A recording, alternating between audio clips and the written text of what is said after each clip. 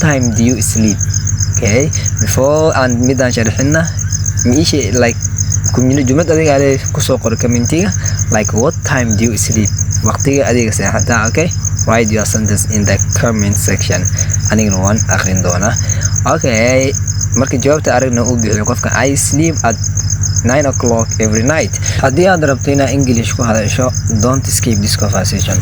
Hello everybody, welcome back to my channel. So maanta maxaan rabnaa inaan barano like hadduu qof su'aal ku weydiiyo, haddii aad nervous noqonayso, haddii aad su'aashii markii lagu weydiiyo phrase yani aad aamusayso aad ka jawaabi kan everything dad iloweyso. So haddii problemka kaas uu yahay yani xal ayaan ku waaya. Yani waxaan kuu soo diyaariyey natural questions and answers for beginners. Okay, su'aal markii lagu weydiiyo jawaab fudud oo aad bixin karto.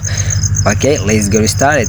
First, if you are new here, please don't forget to subscribe, okay, and share. Marka Q-da waxaan soo gaabsaday question, A-dan waxaan soo gaabsaday answer.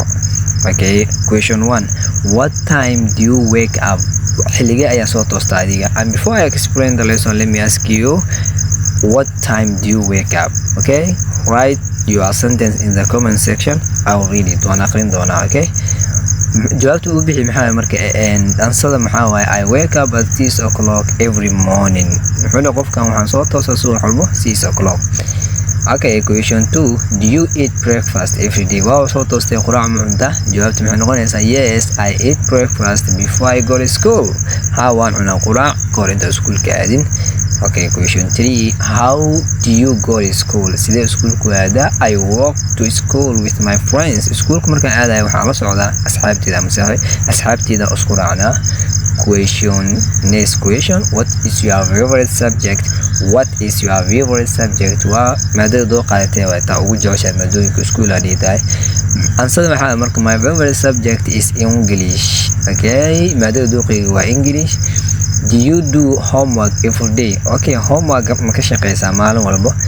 Yes, I always finish my homework. Ayuu taagan yahay. Haddii homework mar walba ka shaqeysa marka qofku su'aasha ku weydiiyo, you can say yes, I always finish my homework. Homework waan ka shaqeeyaa. Okay, what time do you sleep? Okay, before and midaan sharxina miishi like kumina jumad adiga ay ku soo qor commentiga like what time do you sleep? Waqtiga adiga seexata. Okay, write your sentence in the comment section. Anigana waan akhrin doona. Okay, marka jawaabta aragna uu bixiyo qofka I sleep at 9 o'clock every night. So haddii aad seexato 3 saac oo kale, so tan hadda in ka soo seexato haddii aad seexato 4 saac 10 o'clock. Haddii aad seexato 2 saac I think inuu jiro qof 2 saac seexdo.